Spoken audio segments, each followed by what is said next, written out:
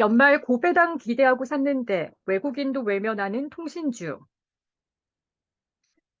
연말 대표적인 고배당주인 통신주가 4분기 순이익 감소에 따라 배당금이 크게 늘어나지 않을 것으로 전망되면서 부진한 모습을 보이고 있습니다.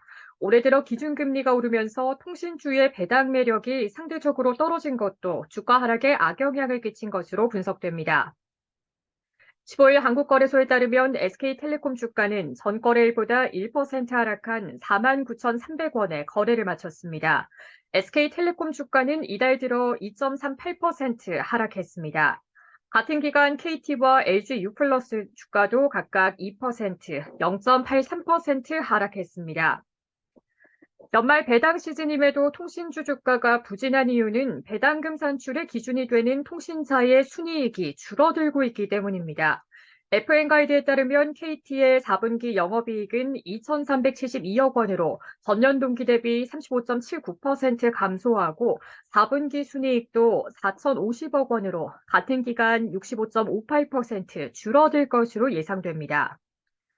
KT의 노사 협상이 지연되면서 인건비 인상 소급분이 4분기에 반영될 예정이기 때문입니다. SK텔레콤의 경우 4분기 영업이익은 전년 동기 대비 늘어났지만 순이익은 같은 기간 35.45% 감소할 것으로 보입니다. 4분기 순이익 감소 전망에 주당 배당금 전망치가 상향 조정되지 못할 것으로 보이면서 통신사 주가가 하락세를 보이고 있다고 금융투자업계는 분석했습니다. 통신사 주가는 DPS 상향 조정치와 기대 배당 수익률에 따라 결정되는 경우가 많기 때문입니다. 올해 금리 급등으로 통신주 배당에 대한 관심이 다른 해에 비해 떨어진 상태에서 투자자 매수세가 이어지고 있는 것도 주가 하락에 악영향을 끼친 것으로 보입니다. 더욱이 SK텔레콤의 경우 지분을 보유하고 있는 하나금융지주로부터 유입되는 배당금 규모도 200억 원대에 불과해 배당 증가에 한계가 있을 것으로 예상됩니다. 김홍식 하나증권연구원은 하나금융으로부터 유입된 배당금을 SK텔레콤 주주들에게 전달해 줄 것이라고 기대하는 투자자들이 많지만 배당 증가는 현실적으로 쉽지 않다며 이익이 늘어났지만 배당은 증가하기 어렵다는 점이 SK텔레콤의 최대 악재라고 설명했습니다. 외국인도 대표적인 배당주인 금융주는 매수하고 있는 반면 통신주는 외면하고 있습니다.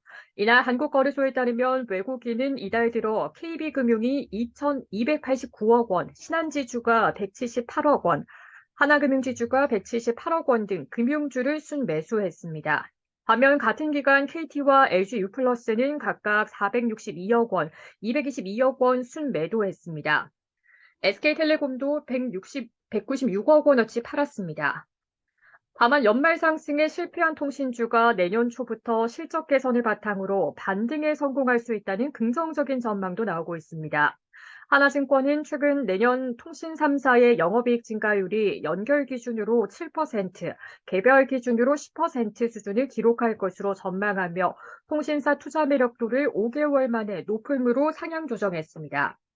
올해는 인건비 급등 등 일회성 비용이 늘어났지만 내년에는 인건비를 비롯해 마케팅 비용이 크게 늘어나지 않을 것으로 추정했기 때문입니다.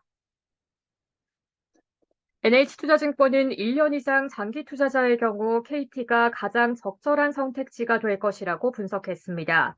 안재민 NH투자증권연구원은 KT는 3사 중 가장 높은 무선 가입자당 평균 매출을 유지하고 있다며 4회사 스튜디오 지니와 스카이TV, 밀리의 서재 등 콘텐츠 사업도 부각되고 있어 향후 기업 가치 상승에 반영될 것이라고 전망했습니다.